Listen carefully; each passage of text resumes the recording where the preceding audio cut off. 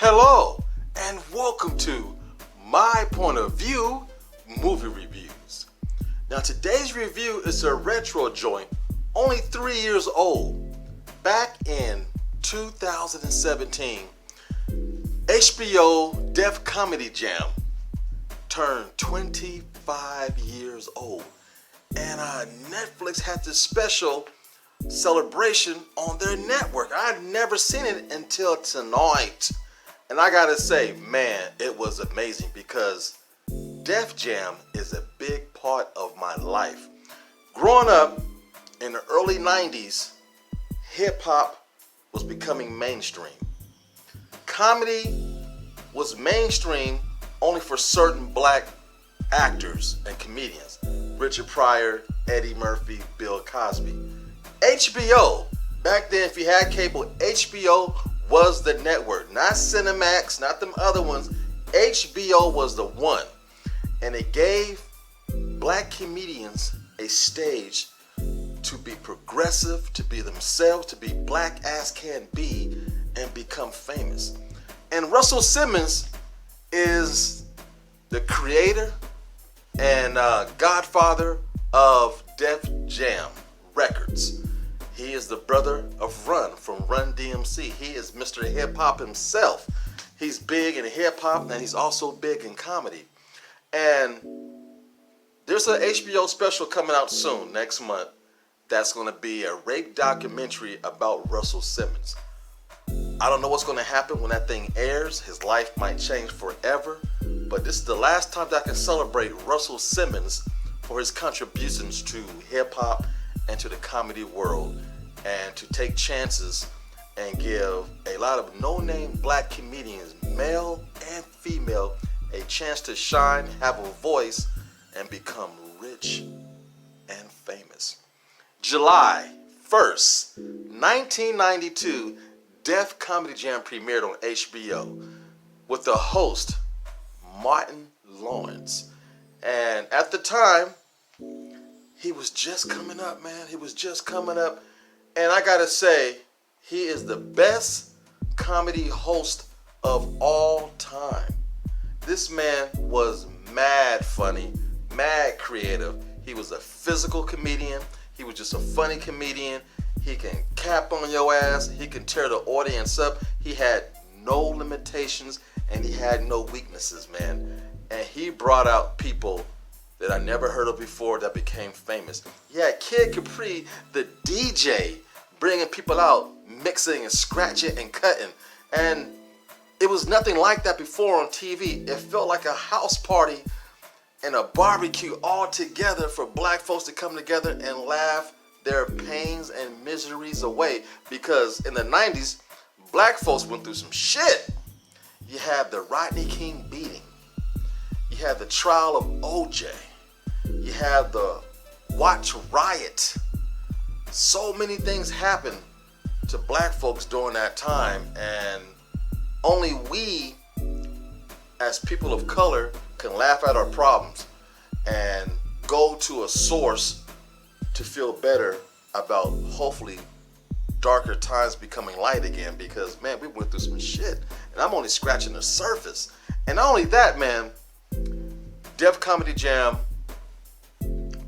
was the record that Public Enemy had their music on. And when Def Comedy Jam came on, every premiere, every week, the same music. It was the music of Public Enemy's Do the Right Thing. It got you hype, and it had the voice of Kid Capri, Martin Lawrence. And they took that and made that part of his sitcom show in the beginning, Martin Lawrence. It changed comedy forever. It was a phenomenon. It was just something, it was relatable, it was funny, it was encouraging, and it was inspiring.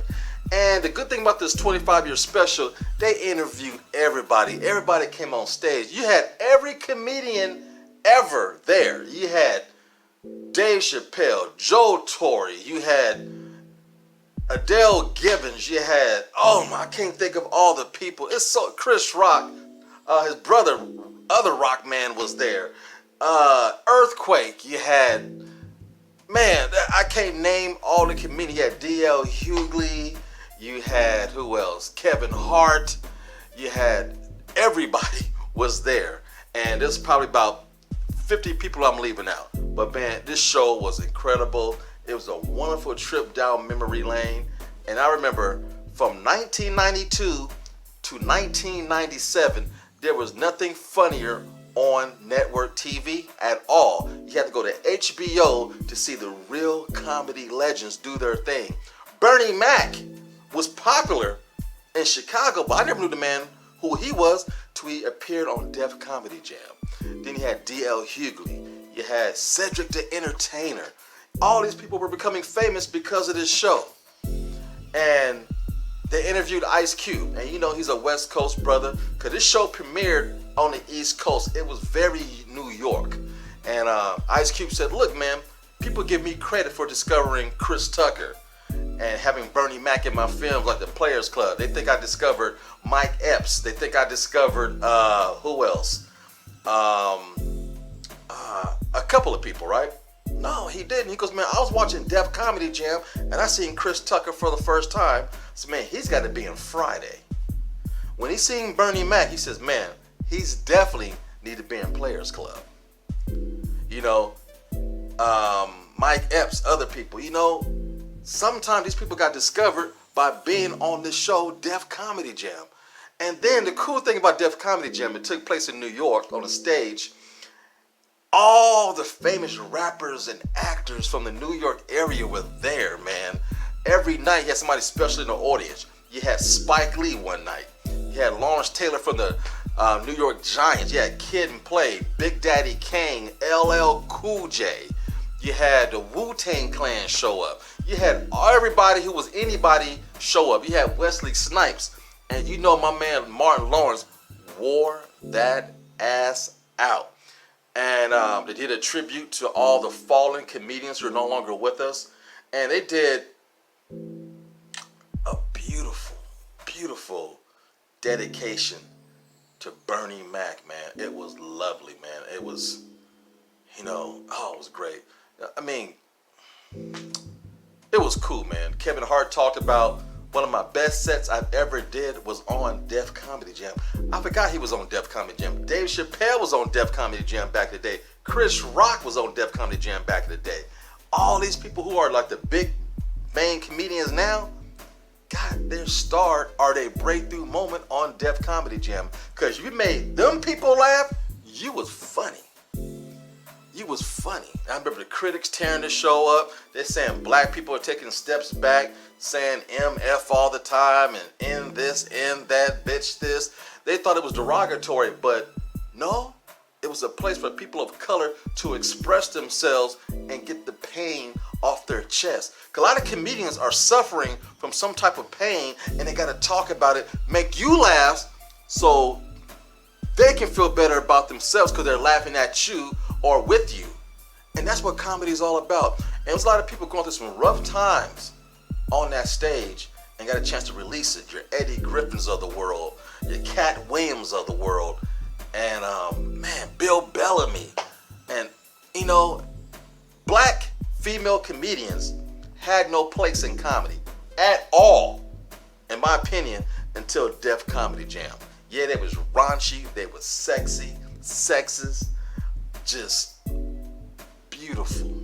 It was great to see women of color express themselves. Okay, it's okay to go down on a dude, but you can't talk about going down on the dude. The politics don't mix. And some of the best female comedians came from Def Comedy Jam. Monique was discovered on Def Comedy Jam. And all these wonderful people, they went on tour with Martin Lawrence. You see them pop up in sitcoms. Some got movie deals. I mean, damn. And I remember in 1995, or was it 94? The summer of 94, 95, Def Comedy Jam went on tour. And they came to Sacramento. And they set up shop at a place I was working at. It was Rancho Royal Sports Fitness Center. I was a sports trainer there. And Def Comedy Jam was going to premiere there on a Saturday night. And I remember Martin Lawrence wasn't going to be the host that night because he was off filming a movie called Bad Boys, right? So who was the host? And I got the chance to meet him in person in Sacramento. at Rancho Royal Sports Complex, Bernie Mac himself was the host that evening. I got a chance to talk to him, man, and he was just humble. He was cool. And he like, man, Sacramento's hot, motherfucker. This is a hot ass town. You niggas, dude, goddamn, I need some water. I need some watermelon. I need some Kool-Aid. I need some fruit juice. I need any kind of citrus to keep this black son of a gun moistened up and hydrated. Dude had me rolling. He's funny off camera. And speaking off camera, D.L. Hughley and my man Dave Chappelle came out to do some serious reading off the teleprompter. And they talk about how black people can't read going to public school. They had the funniest bit that probably lasted about 10 to 15 minutes about can't read. And it tore the house apart. It brought the house down. By far the funniest moment of the whole show was impromptu and it wasn't supposed to happen. That's what comedy's all about. It's in the moment, in the essence of life, where you find something and you grasp onto it and you laugh. And you laugh together, and that moment is always with you. And this is back in the day. You didn't have Twitter, you didn't have social media. So when you heard a funny joke, you make sure you remember that joke, and you went to work the next day and told all your friends, all your peeps, go to school the next day, and you talk about everything. And back then, everybody was taboo. They talked about Michael Jackson like I don't know what. Every comedian had Michael Jackson jokes. You know, they had Rodney King jokes. They had O.J. Simpson jokes. Every joke you can name, they talked about. Fat mama jokes, ugly jokes, black as hell jokes. I mean, comedy is medicine. And the black community in the 90s went through hell and torture, not to mention 40 years of slavery before that. And not only 40 years of slavery, I'm talking about 400 years of slavery before that. We went through hell. And the only way you can smile and laugh and think about the past at the same time is together sharing moments about your life that means something to you to express to a wide audience, and you laugh. Because if you didn't laugh, you would definitely cry and damn near commit suicide. Laughter is medicine, and it's not just medicine to make you feel better, it's a mental medicine to make you think straight and keep your head up. Because if you're a comedian, if you can withstand a tough audience, you can withstand anything. You can deal with rejection from your boss, from politicians, from girls, men. Comedy and being a comedian makes you the strongest human being on earth, and you can endure anything. And you have a power that people would pray to have, the ability to make people laugh. So have you seen Def Comedy Jam 25th Reunion? If you haven't, give it a watch. It's on Netflix right now. Stan Lathan, Russell Simmons, you changed comedy forever. And the cool thing was they gave a great tribute to Martin Lawrence. Again, the best host with the most ever from coast to coast to host a comedy show. And it was cool to see him get a standing ovation, get some love. And yo, the clips. They played all the clips of just some of the most iconic moments of that show. And I laughed hysterically tonight. And it made me feel good. Not just feel good, made me feel good about who I am as a human being. And that's what comedy does. Until next time, be sure to like, share, subscribe, tell all your friends, and be sure to leave your comments down low. Peace. As always, it's just my point of view.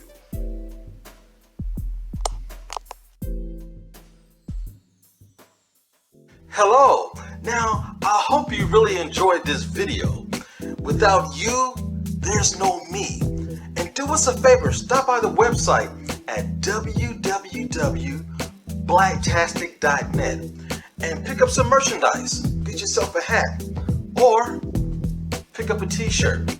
It's things like that that help keep the channel going. And also, feel free to leave a donation on the home page at www.blacktastic.net. Thank you all so much. Again, you make this so much fun. Without you, there's no me. Until next time, see you later.